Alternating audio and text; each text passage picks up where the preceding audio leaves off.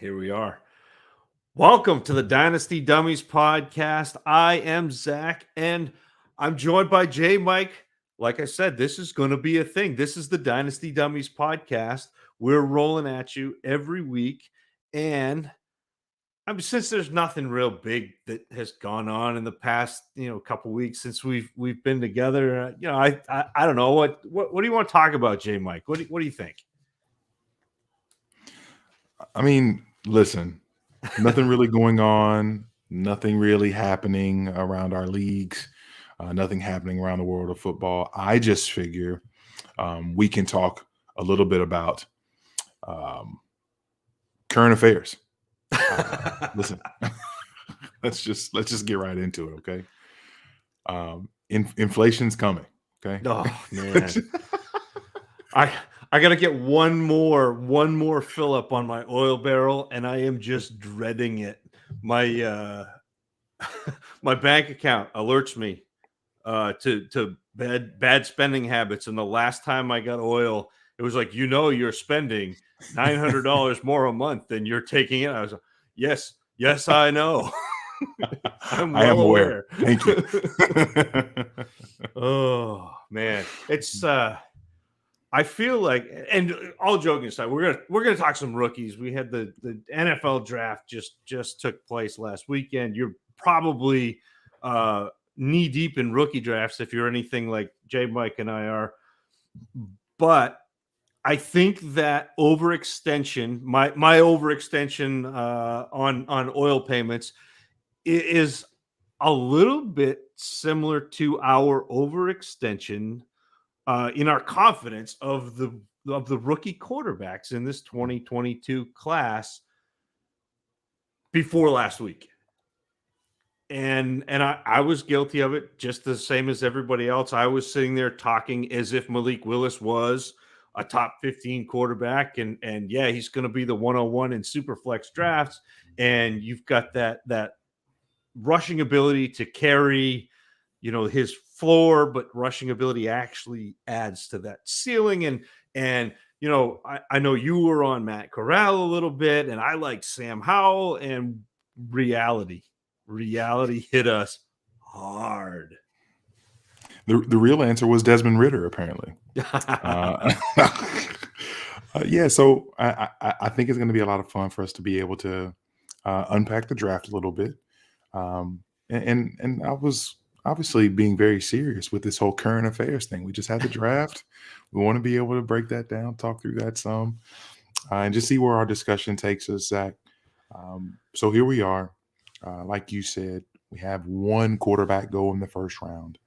Not the quarterback that we thought necessarily would be the headliner. And then we don't see quarterbacks anymore until the third round. Desmond Ritter goes to Atlanta, the 10th pick in the third round. Malik Willis, 22nd pick in the third round. And then Matt Corral, 30th pick in the third round. Atlanta, Tennessee, Carolina, all uninspiring landing spaces. And to some degree, we go from thinking that we've got several quarterbacks that we'll be parsing through in our first rounds. And even in a class that we mostly weren't the fondest of, we found ourselves at least being able to talk ourselves into the quarterbacks.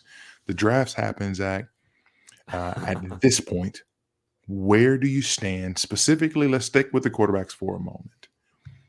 They land in places. Kenny Pickett's the only one that goes in the first round. He goes to Pittsburgh. At this point, how confident, or are you even confident, that you're going to be investing at any level in these rookie quarterbacks? I am not comfortable investing in these rookie quarterbacks in this class. And I mean, we have the DFPN network league, and I took and you can't make me like it, and I've said this every time I've talked about quarterbacks, but I took Kenny Pickett, and I don't like, but there comes a point where you've got to do that. And to me, it's around that 109, 110 in a super flex draft, which is not the range that we typically talk about quarterbacks. I mean, super flex, we're talking the top picks perennially, year over year over year. It's you go get your quarterbacks. You're never going to get a quarterback cheaper than you are in a rookie draft.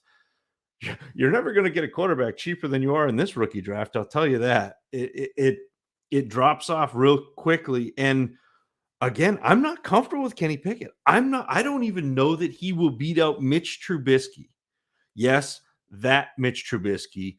I think I've only tweeted about Mitch Trubisky one time, and it was to point out that Mitch Trubisky, I've always thought he was left-handed. I may be right, and he hasn't figured that out yet. That's the only time I've ever tweeted about, and that's the nicest thing I've ever had to say about Mitch Trubisky until now. Trubisky could beat out Kenny Pickett, and that would leave us with potentially no starters out of this class, in year one. Some interesting landing spots. I mean, obviously you've got Sam Darnold down there in Carolina where you've got Corral. Like, that could happen. There could be a quarterback controversy there. There's not a quarterback controversy in Tennessee. There shouldn't be one, I don't believe, in Atlanta.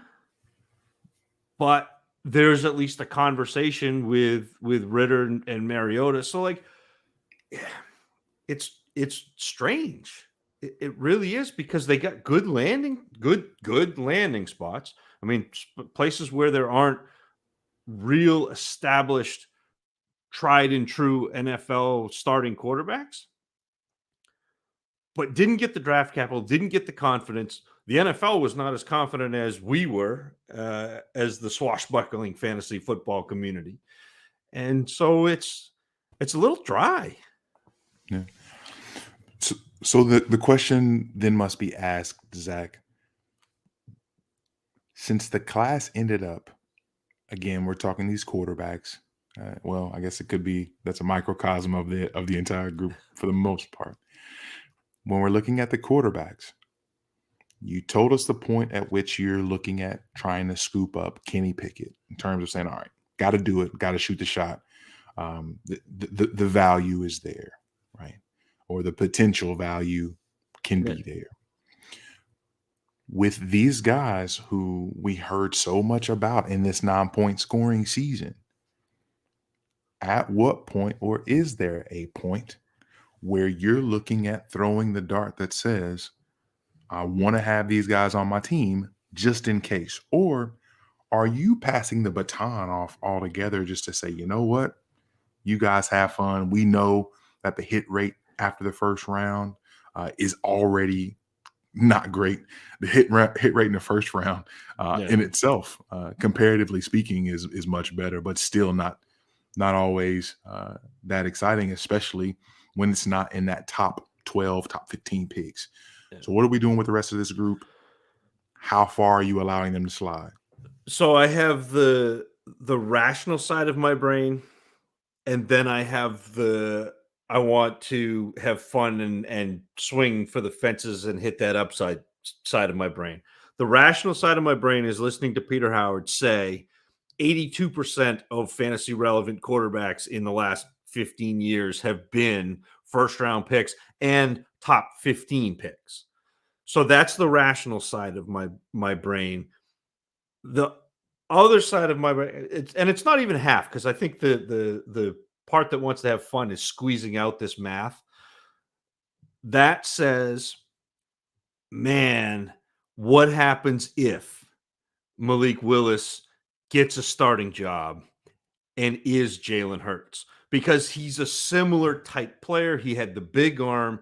He had the tremendous rushing ability. There were questions about his ability to get the ball accurately, especially short and out quickly. But there's so much upside there. The same thing can be said for all of these guys, all the way down to Sam Howell, because none of these guys, aside from Kenny Pickett, were slouches running the ball. I mean, I think Corral was a good runner. Desmond Ritter is a good runner. You saw Sam Howell run for almost 900 yards last year. So the upside is there. I think when I'm looking at these quarterbacks, I'm looking at my roster. And if I have a solid, competitive roster, I'm taking shots at these quarterbacks in the mid-second. I'm taking shots at Malik Willis, Desmond Ritter, and Matt Corral in that 205, 206 range in a 12-team superflex. And if they hit, I have just absolutely turned my team up to 11. If they don't, that's a second-round pick. Now, if I'm a non-competitive team or if I'm a rebuilding team, that may not be a shot I want to take because you can't miss there. It may be worth trading, see if you can get a 22-second, see if you can make that move because there are still going to be players there that people like, or draft somebody like Dameon Pierce, who people are talking about a lot. Draft somebody like Isaiah Spiller, who ended up in a pretty good landing spot, even though he's behind Austin Eckler. Draft somebody like Zamir White, who people are going to tell you, oh, he's going to take over the backfield in Las Vegas because they didn't extend Josh Jacobs on that fifth-year option. So Zamir White is going to be like, there are going to be players who will be productive or increase in value for your rebuilding team. I would be reticent to take that 18% chance at a quarterback with a team that I needed to start, moving forward. Oh, you're muted. You look good, though. And I think that's a good transition point when we're looking at and talking about the rest of the skill positions in this class. And I love how you brought up names like Dameon Pierce, who I know in the pre-draft or in our scouting process, not exactly a name that we were super duper excited about. I know you talked a lot, or you talked a little about his vision.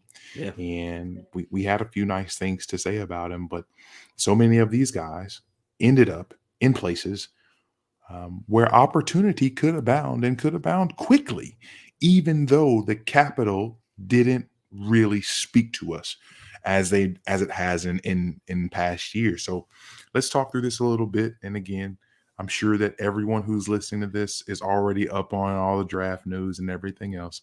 But just to run down real quick, when it comes to the day 2 running backs, we had Breece Hall go to the Jets, Kenneth Walker to the Seattle Seahawks, James Cook goes to the Bills. All of that happens in the second round. Rashad White out of Arizona State goes to Tampa Bay. Tyrion Davis-Price, TDP, a player that I'm pretty sure I didn't even watch in the scouting process, from LSU, ends up in San Francisco with the 49ers. Brian Robinson, I know he was pre-draft or in the scouting process, a top 5 running back in the class for you, Zach. Yep. He ends up in Washington alongside or right behind Antonio Gibson. Again, all of those happened in the 3rd round. So that's our day 2 running backs. Talk to me, and we can even open this up to the entire landscape of a running back this year. But I'm sure that people want to know, with players that you weren't excited about in the scouting process, but got draft capital, how do you, as a dummy, merge those things together to be able to make sense of what the NFL has told you and also what your experience and your eyes have told you?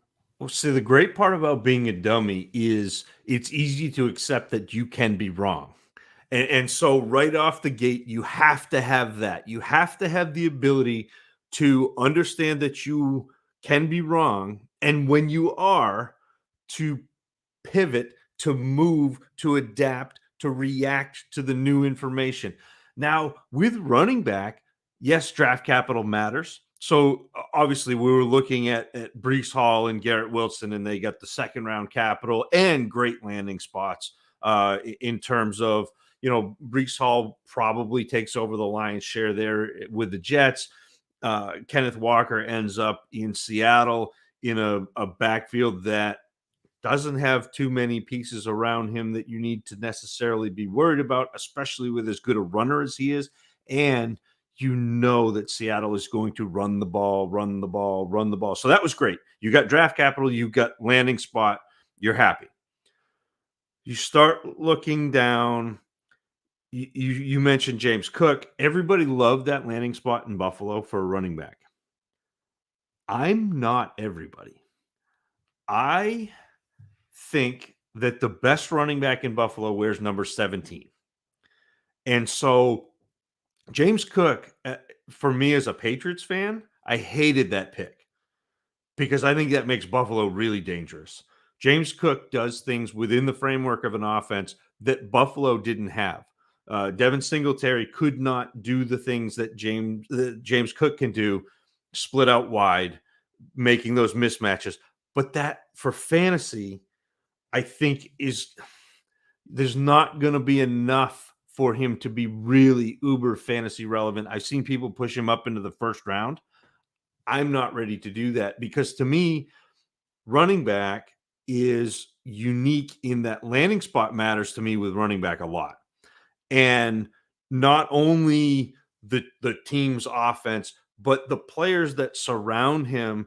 So you start looking at, you mentioned Brian Robinson. I love Brian Robinson. And you and I had a conversation during the DFPN rookie draft where I passed on Brian Robinson. I could have taken Brian Robinson, and I did not. And you expected me to go Brian Robinson. And I was like, I'm really worried about that situation for him because Antonio Gibson is a good running back. He is. J.D. McKissick is a good pass catching back. And so throwing Brian Robinson in the mix, who is going to need a bunch of carries to be relevant and is probably only going to catch, 25 or 30 balls if he gets a workhorse role, that really takes some of the air out of Brian Robinson, even though he got pretty decent draft capital there going in that third round. So it does.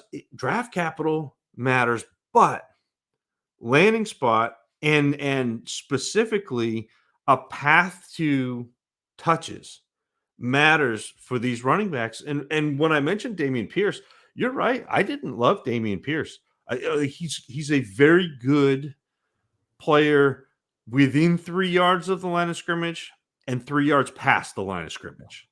Like, he's so good at setting up blocks. He's so good at reading defense. He's almost like a puppet master with defenders where he can set up a defender, get a defender to overrun a hole to get on the other side of his guard so his guard can seal and create that big lane for Pierce to run through. But then he doesn't have any juice once he gets through that hole. But he's in Houston. He landed in Houston. I mean, I love Marlon Mack as much as the next guy, but Marlon Mack is not an obstacle at this point in his career.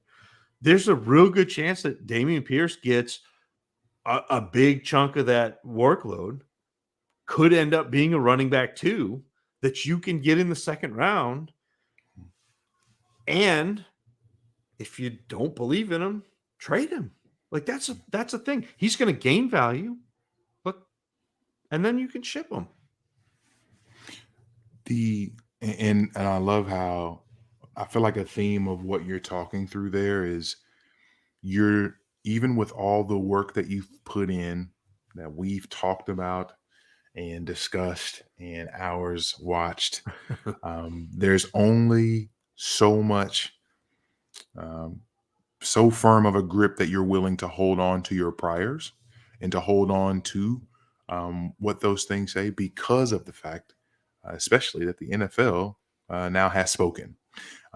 All 32 teams, right? All 32 teams have spoken multiple times over throughout the course of 3 days. And now, and I think what's going to be, and I think what's valuable for people to decide and decipher is when you've done your process of the work that you've put in over the off season, whether that's been all throughout the college season, during the combine and pro days, and the long weeks of being bored and late nights of scouting on YouTube and everything else. The thing that people have to start to decide or put together when it comes to their own process is how much are you going to lean into the work that you've done and the people that you trust versus what the NFL says about these players? Because and I think every year this happens, there are players that go away earlier than we like. There are players that go away later than we like. There are players that go way earlier, and you're like, hey, I'm not taking this person if anything happens. Then they're the second running back off the board. You're like, wait, what? Like, okay. So deciding and deciphering and understanding where you're okay being wrong, where you're okay taking the shot because of whatever factors, whether it be proven areas like groups like San Francisco who continue to churn out productive running backs, places like Seattle continue to churn out productive running backs, or are you going to take these guys who maybe went a little bit later but have pedigree that people were excited about, whether that be someone like Isaiah Spiller who goes to the Chargers, whether that be Hassan Haskins, who has a really good last season at Michigan, and obviously they were all over our TV screens in the postseason and things of that nature. So I want to play a quick game with you, Zach, impromptu. I know that you weren't expecting this. So what I'm going to do is I'm going to ask you a question about the running backs in this class now that they all have homes. Okay. All you can do is answer with either that running back's name or with the specific team that they're on, depending on what the question is. All right. Okay. All right. So this is an easy one. All right. Okay. Aside from the running backs who went on in the second round, so aside from Breece Hall, Kenneth Walker, James Cook, who's the running back that you're most excited to roster in the entire group? Oh, I think excited is Excited, probably yes. that's that word may not go hand in hand with this question, but man, it's probably gross. It's probably Isaiah Spiller. It really is. Explain. Go deeper. Go deeper. And I've got him down my draft board a little bit. This could be like soul searching time because I've got him down my draft board a little bit. And I think for me, he was the best of this group on film. Mm-hmm. Yes, he didn't get high capital. He got round 4 capital. Not a death now, but not what you're excited about. Mm-hmm. But he ends up in Los Angeles in a backfield with Austin Eckler, where he is potentially the grinder in that group. It's kind of pitching backwards a little bit. So I say that like I was a baseball player, a guy who pitches backwards, starts with his changeup and then throws his fastball off his changeup. Mm-hmm. And usually it's the other way around. So usually I'm looking for pass catcher plus guys with pass catching ability who get their points through pass catching, who could in a pinch fill in that 3-down role. I think it's the opposite with Spiller, where he is probably going to get more carries than pass catching work to start. It's going to be Austin Eckler doing Austin Eckler things. But if, and you don't wish this on people, but if there's an injury, if something happened to Eckler, I think you see Spiller come in and be very, very viable in a 3-down role. And I look at this class and I don't see very many 3-down backs. And so that's the swing that I'm taking. and it's funny because he's down. I have him around 210 to 11 right now. Maybe I need to think about moving him up. And if I have a rebuilding team or a team that is not up at the point where I can make a luxury pick of those quarterbacks in the mid round, those running backs, Pierce, Isaiah Spiller, Zamir White, Rashad White, move up above those quarterbacks into that mid second round for me. So, I, man, I like that question. I like being, having my feet held to the fire a little bit, and I learned something about me. I'm telling you, man, I love when you ask questions because you're always asking questions that I didn't know I needed to know the answer to until you ask the question. And I'm like, that's it. Yeah, and I'm glad I'm glad that Spiller was your answer in this case, and I didn't know who you'd pick because, again, you talk about a player who we thought on film looked as productive and good as anybody in the class. We had him up near the top with the likes of Brees Hall and Kenneth Walker's of this class when we watched them. The actual pre-draft process itself did him zero favors, and Yeah. rather he did himself zero favors in that instance. And so now we are having to deal with him going much later than we would have anticipated, and going to a place that we actually like, which is also incredibly fun. But the opportunity feels like it's way different as being a second round running back versus being a fourth round running back. But the plan remains the same in terms of where he landed and what could be, and I think that that's exciting. Well, and that's the great thing about running back though as a position. And I talk a little bit about this, and we've talked about this before, where wide receiver is an escalator to me, where you're not going up to the top immediately. If you're the wide receiver 5 and someone gets hurt, you're not going to go in and fill in and be the wide receiver 1.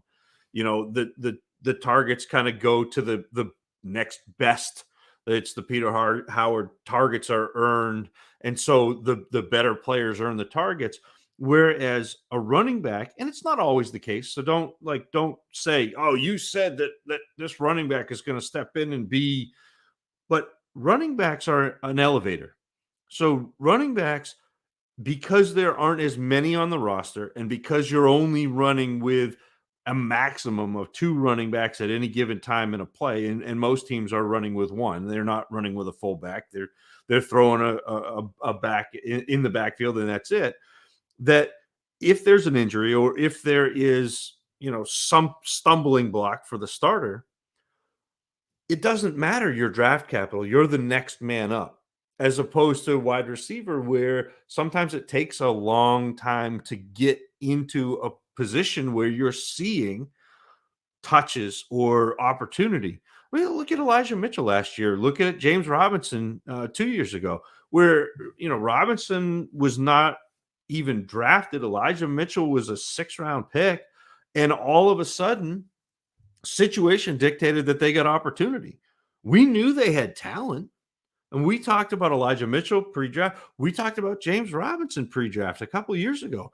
And a player who has talent as a running back, the opportunity is easier to come by.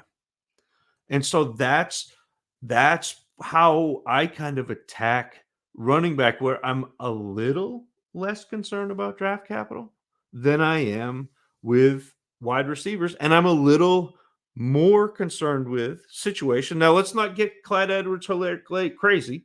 Like, we're not 100% worried about landing spot, but like even Helaire, he had opportunity. I mean, he's had every opportunity to be good. Unfortunately, he was the running back 5 in that class, and he's played like the running back 5 in that class. No, that was Gotcha. Okay, so moving on to the next question in the game.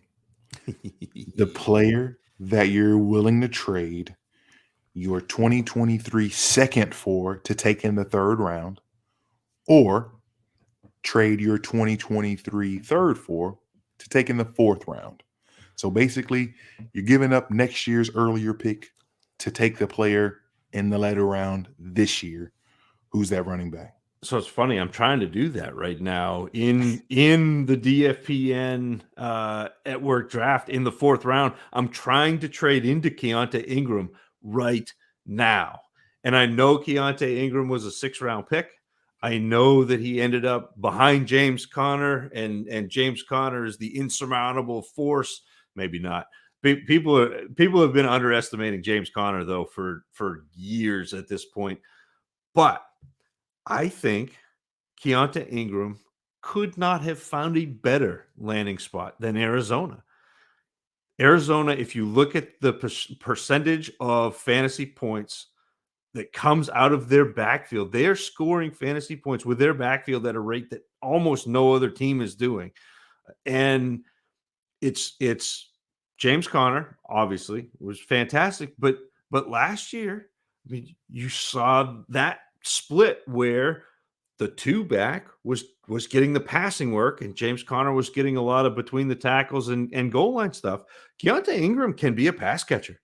Keontae Ingram is the second best back in that backfield now, as we speak right now, before he's even hit training camp. He is the second best back in that backfield.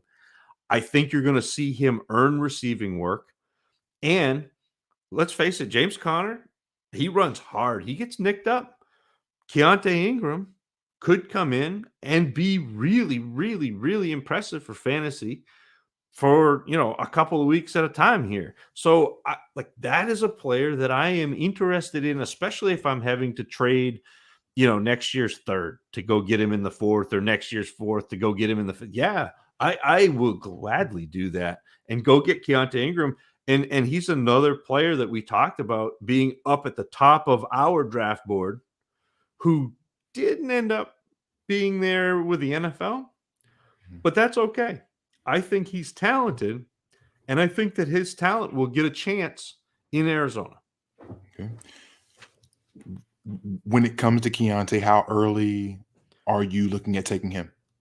So I think you can get him pretty regularly in the fourth round. And so that's where I'm looking. I'm looking in the beginning of, in fact, I just traded into him as we speak on air. Keontae Ingram draft. Oh, I have to drop a player. That was anticlimactic. But I'm going to take him at the 405. I traded 2 4th-round picks. I traded the 409 and next year's 4th to move up to the 405 to take Keontae Ingram, and I'm ecstatic about it. That's a win, big win. But yeah, I would take him if I had to. If I knew Matt Foreman was in my league, I would consider taking him in the late third. Okay. Understood. Last question. Guys who people had various Stan accounts for in the scouting process. Tyler Algier, did we ever get a idea on his pronunciation of his last name? I keep hearing both. I don't know. I like Algier. Yeah, same. Tyler Algier goes in the 5th round to Atlanta. Kyron Williams goes in the 5th round to the LA Rams. Jerome Ford to the Cleveland Browns, also in the 5th round. Of those 3 players, who's the one? Again, I say that because I think consensus had those guys in the process going earlier, like literally top 2 rounds of mock drafts for prior to the actual NFL draft. Those guys were commonly going much, much earlier, obviously. Which one of those guys do you put as someone that I'm willing to take a flyer on late 4th if I've got to? It's probably Algier, just because of that Atlanta backfield and the type of back he is, because he can be serviceable. He can have the ball put in his belly and have carries, and he's also okay in the receiving game. You got Damian Williams there in Atlanta. You got Cordarrelle Patterson there in Atlanta, but that's the player that I'm going to take out of those three. I wish Kyron Williams was just a little bit more, just a little bit more, because a lot of what you saw on film with Kyron Williams was exciting. A lot of what you saw reminded me of Matt Breida and, to a lesser extent, Austin Eckler and Philip Lindsay. The problem is all three of those guys are 4.4 fast, and Kyron Williams just doesn't have that juice. I think it's Algier. I'm not even going to talk about Jerome Ford. I don't want. I bypassed him in the pre-draft process, and I was just like, nah, I'm good. But speaking of winning bypass, the wide receivers. Let's talk about them. We've got again 6 wide receivers going in the first round. I won't recap all of them. I don't want you all to have you thinking that I don't think that you know what the heck is going on in these drafts and in these leagues. You all know what's going on there. So let's talk through a little bit, Zach. 6 first-round wide receivers. Christian Watson goes there at the very tail end of the second. Wan'Dale Robinson, goes at number 11 in the second round to the Giants. And we proceed to see 7 second-round wide receivers, probably highlighted by most people, with Sky Moore going at the 22nd pick, the second round, to Kansas City. I'm not a math guy. One of my aces, one of my brothers in this life, he's a math teacher. Gabe Gearing, you might have heard of him, but math tells me that's 13 wide receivers in the first 2 rounds of the NFL draft. When we finally saw landing spots, when we finally saw capital, Zach, what were your thoughts in reference to the wide receiver class before the draft, which we talked a ton about in the Hoot Nanny, and after they got spaces? What were your thoughts now?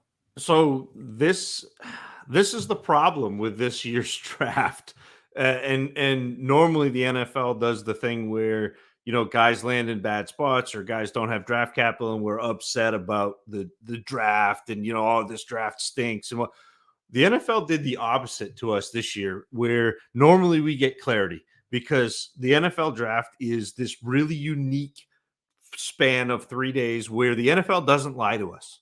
Where they spend 362 days lying to us all year. And then in those 3 days, they have to tell us the truth because they are making decisions for their franchise. So when they pick a player in the first round, they like them. And so we wait on that. Draft capital predicts opportunity, which predicts fantasy points, you know, yada, yada.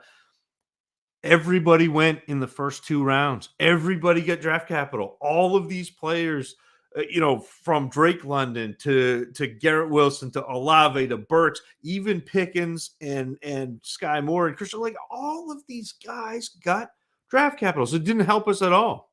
It did not help us at all. And so I find myself looking at my pre-draft rankings of wide receivers and looking at my post-draft rankings of wide receivers, and they did not move an awful lot. I mean, George Pickens dropped down a little bit because he got second round capital. It's a pretty nebulous situation. 2 new quarterbacks in Pittsburgh, so he dropped down to I think I have him at like 108. I have him just in front of Pickens right now. He was my wide receiver three pre-draft. So like, he was a player that I like. I have to mea culpa or not, depending on whether you're reasonable, because Drake London I had at my wide receiver 5, and now he's my wide receiver 4. So I moved him up. I did. He got the best capital of anybody. Went to Atlanta. But ultimately things didn't change an awful lot.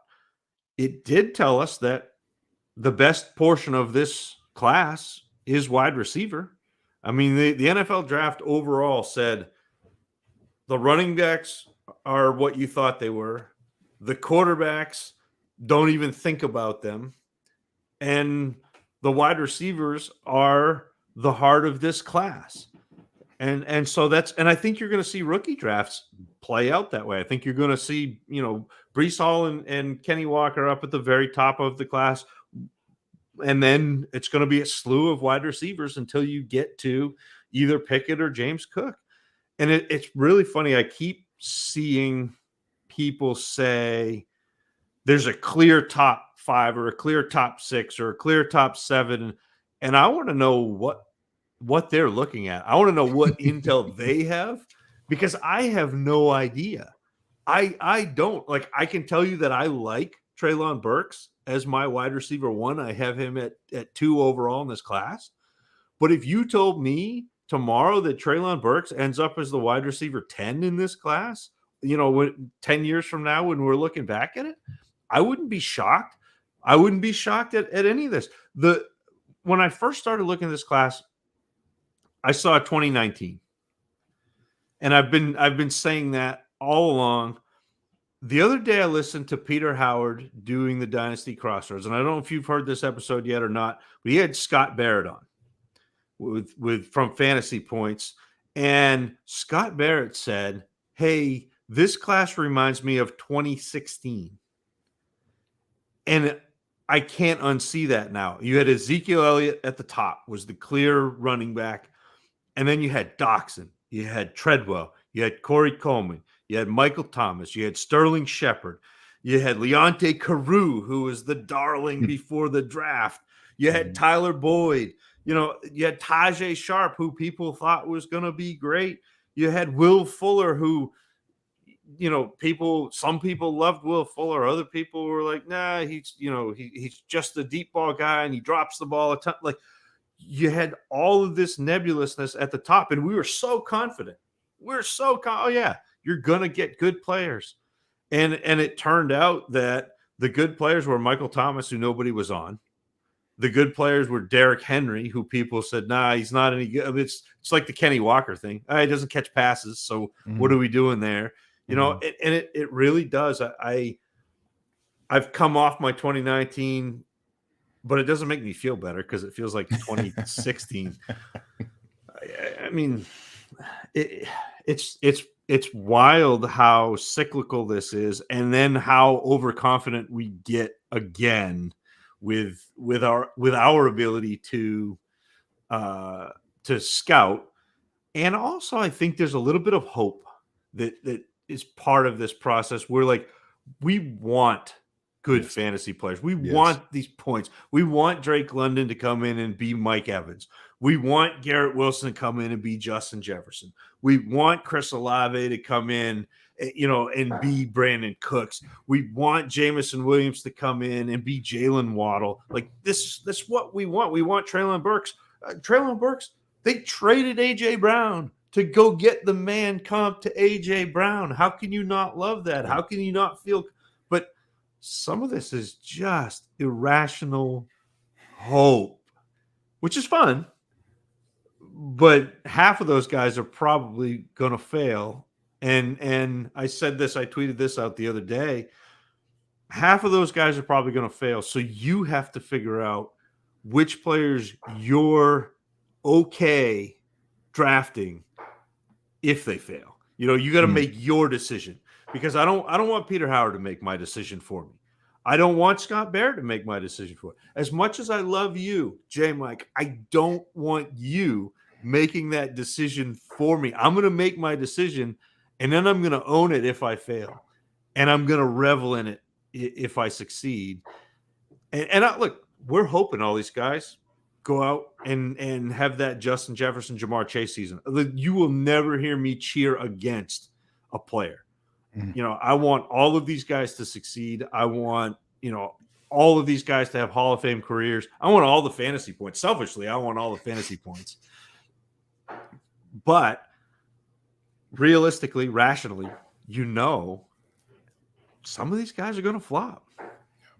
Yeah.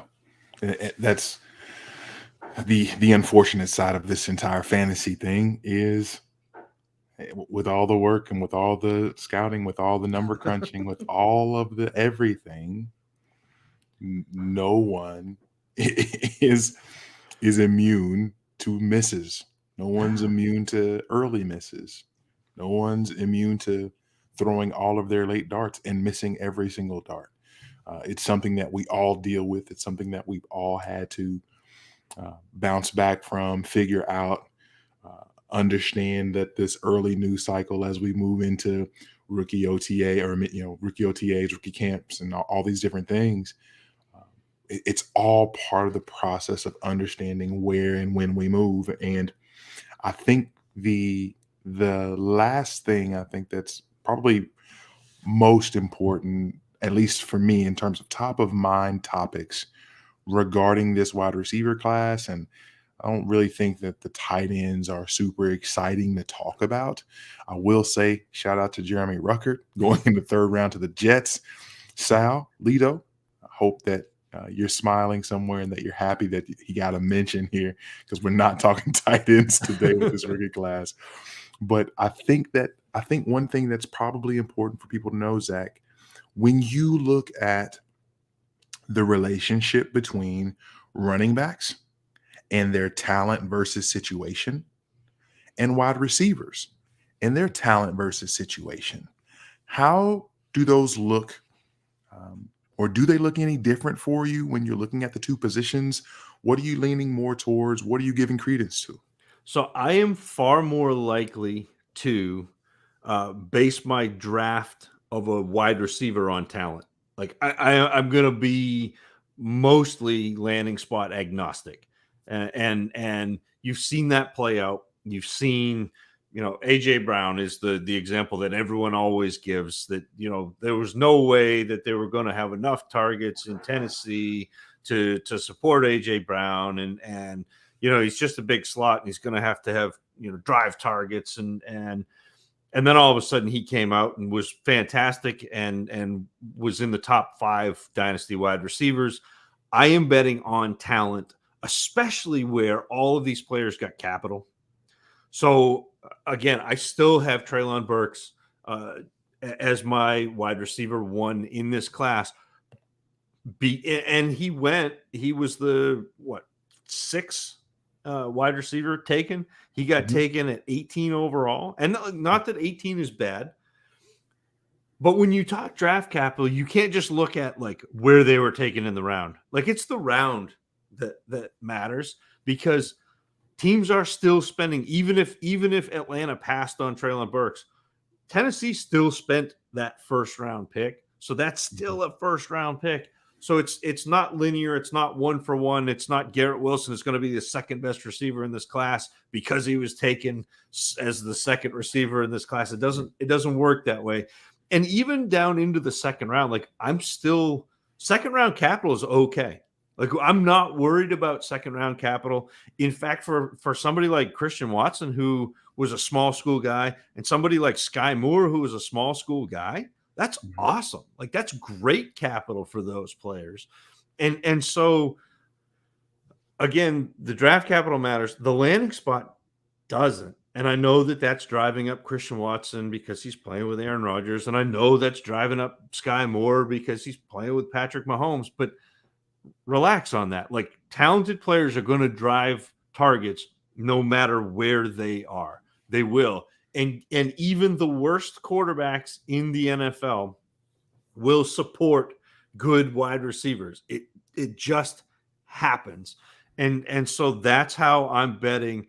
And it's funny because one player that I keep ending up with, and you talk about betting on talent and not situation and not even draft capital. And this is probably stupid. This is a hard pick. Boy. It's a hard pick. And I got him in the DFPN league. Justin Ross. Like he was in my top 7 wide receivers pre-draft.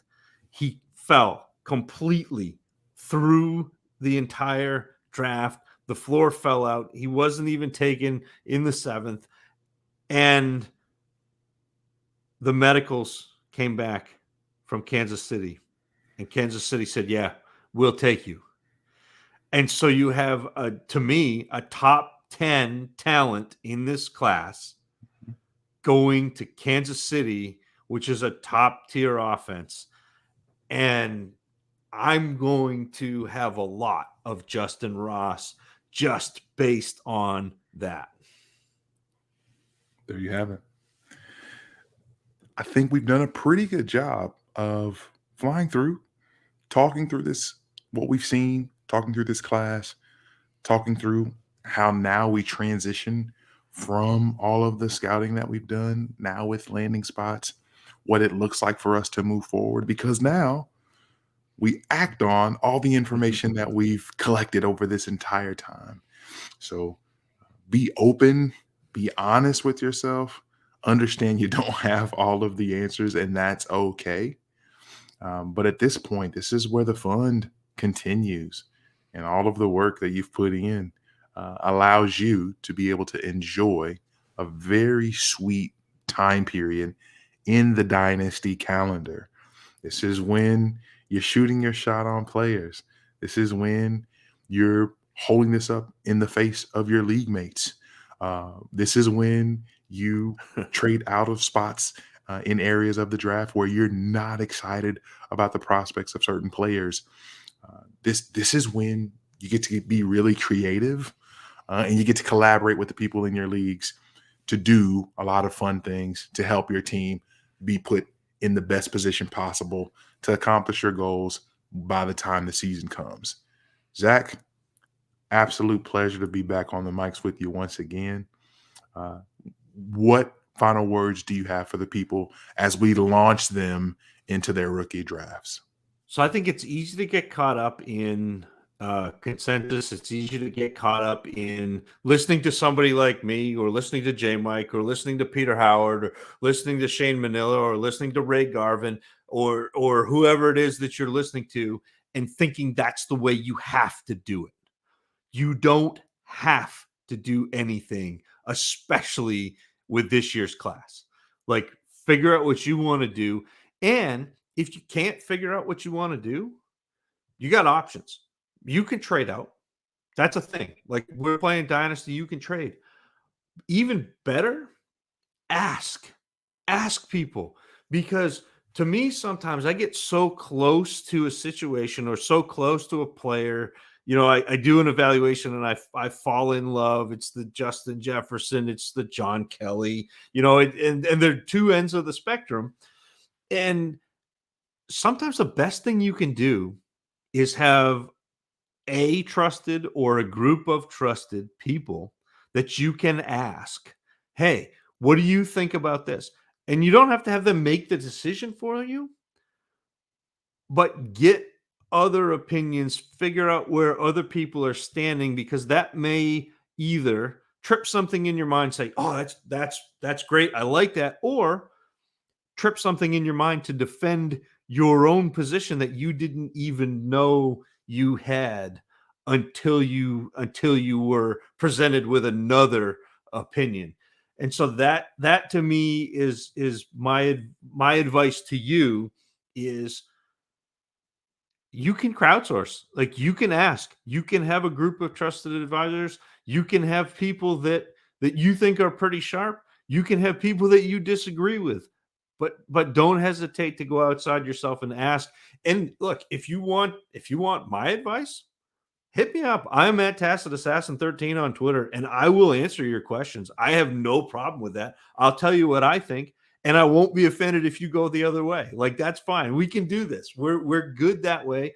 And maybe we can help each other. Maybe you'll have a different opinion than I will. And so that, again, that to me is, we're a community. You can lean on other people in that community to help you, and that's how you end up making the best decision for you, which ultimately is what this is. Like, we're having fun. You got to make a decision you can live with.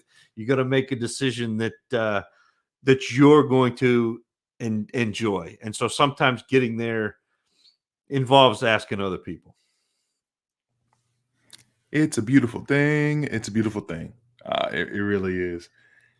There is so much to come, obviously, with the Dynasty Dummies over the coming weeks and months. And as we continue to parse through information and processes and the continuous leagues. And I'll even try to make sure that we can bring examples of things that we've done, whether it be trade talks, whether it be picks that we've decided on, tiebreakers that we've had to do for ourselves when we're on the clock and thinking about three players in one spot in the middle of the second that you're not sure who to take or whatever the case is. So we want to be actionable here. We want to get you thinking as a listener, and we want to make sure that we're being a place that all are welcome. So with that said, I'm on Twitter at JMic. Zac is on Twitter at TacitAssassin13. His DMs are open. Mine are not, but you can still ask questions via tweet on Twitter. Happy to try to be able to help whomever with whatever, whenever. Zac, appreciate you. It's on you. Hey, it's always a blast. And I'd be remiss if I didn't mention again the DFPN network. It's the only network in town. It's where you can find us. It's where you can find Sal, Kevin, Steve. It's where you can find Joe, who's at FF Trader Joe, the man behind the dummies, the man making us look smart, funny. He can't do much for handsome. I'm a 5.5 at best. I've made my peace with it, but everything else that you see coming out of those accounts, Joe is making us look awfully good. It's Kyle, it's Matt Foreman, it's Dynasty Outhouse, Russ Fisher, it's JMic and myself. We appreciate you being here. We appreciate you listening. This has been the Dynasty Dummies. Peace. And then I have to find the button. Find the button, Zac. Oh, my